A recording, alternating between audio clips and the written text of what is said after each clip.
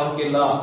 ನೀವು ಅಜ್ಜ ಮುಜ್ಜನ ಕಾಲದಿಂದಲೂ ಇದ್ದ ಕಾಡನ್ನ ಉಳಿಸ್ಕೊಂಡು ಬೆಳೆಸ್ಕೊಂಡು ಅದನ್ನ ಬೇರೆ ನಿಮ್ಮ ಮಕ್ಕಳ ಮರಿ ಕಾಲಕ್ಕೂ ಅದು ಹಾಗೆ ಇರಬೇಕು ಅಂದ್ರೆ ಒಟ್ಟ ಎಂಜಾಯ್ ಮಾಡ್ಕೊಂಡು ಅದರಲ್ಲಿ ಅನುಭವಿಸಿಕೊಂಡು ಬದುಕುವಂತ ಈ ಆಕ್ಟ್ ಅಲ್ಲಿ ಇರುವಂತದ್ದು.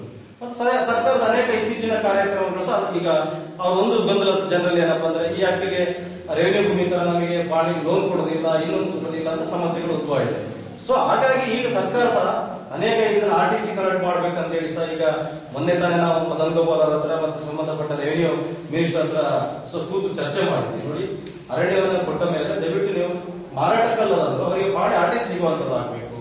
RTC ಸಿಕ್ಕಿದೆ ಆದ್ರೆ ಸೊ ಅವರು ಬೇರೆ ಬೇರೆ ಯೋಜನೆ ಅಡಿಯಲ್ಲಿ ಸರ್ಕಾರದಿಂದ ಏನಾದ್ರು ಸೌಲಭ್ಯಗಳನ್ನು ತಗೊಳ್ಳಿಕ್ಕೆ ಫಲಾನುಭವಿಗಳಾಗ್ತದೆ. ಇಲ್ಲಾಂದ್ರೆ ಏನಾಗುತ್ತೆ, ಒಂದು ಪಂಚಾಯತಿ ಅಭಿವೃದ್ಧಿ ಮಾಡುವ ಸಂದರ್ಭದಲ್ಲಿ ಆ ಜನರನ್ನ ಕೈ ಬಿಟ್ಟಂಗಾಗ್ತದೆ.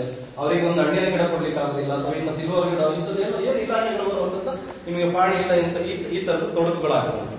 ಸೊ ಈಗ ಏನು ಕೊಟ್ಟಿರೋ ಹಕ್ಕುಪತ್ರಕ್ಕೆ ಉದ್ಯೋಗ ಖಾತ್ರಿಯಲ್ಲಿ ಕೆಲಸ ಮಾಡ್ಲಿಕ್ಕೆ ಅವಕಾಶಗಳನ್ನ ಕಲ್ಪಿಸಿಕೊಟ್ಟಿದ್ದಾರೆ. ಈಗಾಗಲೇ ಆರ್ಡರ್ ಇಶ್ಯೂ ಮಾಡಿದ್ದಾರೆ. ಈಗ ಎಲ್ಲ ಇಲಾಖೆಗಳಿಗೆ ಈಗಾಗಲೇ ಸರ್ಕ್ಯುಲರ್ ಕಳಿಸಿದ್ದಾರೆ. ಈಗ ಅದರಿಂದ ಉದ್ಯೋಗ ಖಾತ್ರಿಯಲ್ಲಿ ಸಹ ಆ ಭೂಮಿಯನ್ನ ಅವರ ಕೆಲಸ ಮಾಡಬಹುದಂತ ಹೇಳಿ ಮಾಡಿದ್ದಾರೆ. ಸೊ ಇಲ್ಲಿ ಈ ಅರಣ್ಯ ಹಕ್ಕು ಕಮಿಟಿ ಆದ ಮೇಲೆ ನೀವು ಕ್ಲೈಮ್ ಅನ್ನು ಹೇಗೆ ಕೊಡಬೇಕು ಅನ್ನೋದು ಯೋಚನೆ ಇದೆ. ಈಗ ನೀವು ಅರಣ್ಯ ಹಕ್ಕು ಕಾನೂನಲ್ಲಿ 2 ಅರ್ಜಿಗಳನ್ನ, ಒಂದು ಆದಿವಾಸಿ ಆದ್ರೆ ಒಂದು ಕ್ಯಾಸ್ಟ್ ಸರ್ಟಿಫಿಕೇಟ್ ಕಡ್ಡಾಯ ಆಗಬೇಕು. 2005ರಿಂದ ಇತ್ತೀಚೆಗೆ ಹಿಂದೆ ಇರುವ ಯಾವ್ದಾದ್ರು ನಿಮ್ಮಲ್ಲಿ ವಾಸ ದೃಢೀಕರಣ ಪತ್ರ ಪಂಚಾಯತಿಂದ ಕೊಡಬಹುದು, ಅಥವಾ ನಿಮ್ಮ ವೋಟರ್ ID ಕಾರ್ಡ್ ಆ ತರ ಇದ್ರೆ ಆದಿವಾಸಿಗಳು ಅದನ್ನ 2 ಕೊಟ್ಟು ಸಂಪೂರ್ಣ ಮಾಹಿತಿಗಳನ್ನು ಬರೆದು ನಿಮಗೆ ಇರುವಂತ ಇಲ್ಲಿ ಕ್ಲೈಮಿನ ಅರ್ಜಿಗಳಿರ್ತದೆ. A ಫಾರಂ ಮತ್ತೆ B ಫಾರಂ ಮತ್ತೆ C ಫಾರಂ ಅಂತ 3 ಫಾರಂಗಳನ್ನು ಮಾಡಿದ್ದಾರೆ.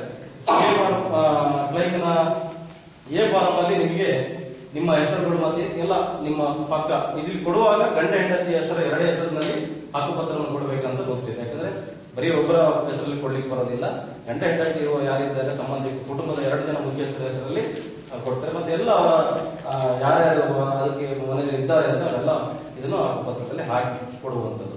ಕೊಡುವಾಗ ಅವರು ಆ ಹಕ್ಕುಪತ್ರ ಕೊಡೋಕ್ಕಿಂತ ಇವರು ಅರ್ಜಿ ಕೊಡುವಾಗ ಮೊದಲು ಅರ್ಜಿನ ಈಗ ಉದಾಹರಣೆ ಒಂದು ಏರಿಯಾದಲ್ಲಿ ಯಾವುದೋ ಒಂದು ಹಳ್ಳಿನ ಈಗ ಎನ್ನಾರ್ಪುರನ ಒಂದು ಹಳ್ಳಿ ಪಕ್ಕದಲ್ಲಿ ಒಂದು ಯಾವುದೋ ಹಳ್ಳಿನ ತಗೊಂಡ್ರೆ ಅಲ್ಲಿ ಒಂದು ಅರಣ್ಯ ಹಕ್ಕು ಕಮಿಟಿ ರಚನೆ ಮಾಡಿ ಅರಣ್ಯ ಹಕ್ಕು ಕಮಿಟಿಯಲ್ಲಿ ಅಧ್ಯಕ್ಷರು ಮತ್ತೆ ಕಾರ್ಯದರ್ಶಿ ಅಲ್ಲಿ ಹೇಳುವಾಗೆ ಮೊದಲು ಹೇಳಿದಾಗೆ ನಾನು ಕನಿಷ್ಠ 10ರಿಂದ 15 ವರೆಗೆ ಇರಬೇಕು. 15ನ ಮೇಲೆ ಇರಬಾರ್ದು. ನೀವು ಕಮ್ಮಿ ಜನಸಂಖ್ಯೆ ಇದ್ದರೆ 10 ಜನರನ್ನ ಸೀಮಿತಗೊಳಿಸಬಹುದು. ಸ್ವಲ್ಪ ಅಲ್ಲಿ ಜನಸಂಖ್ಯೆ ಜಾಸ್ತಿ ಇದ್ದಾರೆ ಅಂದ್ರೆ 15 ಜನನ ಮಾಡಬಹುದು. ಆಗ ಮಾಡುವಾಗ ಅವರು ಅರಣ್ಯವಾಸಿಗಳು ಮತ್ತು ಆದಿವಾಸಿಗಳು ಏನಿದವರೇ ಆಗಿರಬೇಕು. ಬೇರೆ ಯಾರು ಒಂದು ಸದಸ್ಯರಲ್ಲಿ ಹೋಗಿ ನಾನು ಸದಸ್ಯ ಆಗ್ತೀನಿ ಅಂತ ಹೇಳಿಕ್ ಬರೋದಿಲ್ಲ. ಹಾಗಾಗಿ ಆ ಏರಿಯಾದ ಸದಸ್ಯರೇ ಆಗಿರ್ಬೇಕಾಗ್ತದೆ. ಅದು ಅಲ್ಲಿ ಹಳ್ಳಿ ಮಟ್ಟದ ಕಮಿಟಿ ಒಳಗೆ ಅವ್ರು ಏನ್ ಮಾಡ್ತಾರೆ, ಒಂದು ಗ್ರಾಮ ಮಟ್ಟದ ಕಮಿಟಿ ಮಾಡುವಾಗ ಆ ಕಮಿಟಿಗೆ ನೀವು ಅರ್ಜಿಗಳನ್ನ ಕೊಡಬೇಕು. ಆ ಕಮಿಟಿನ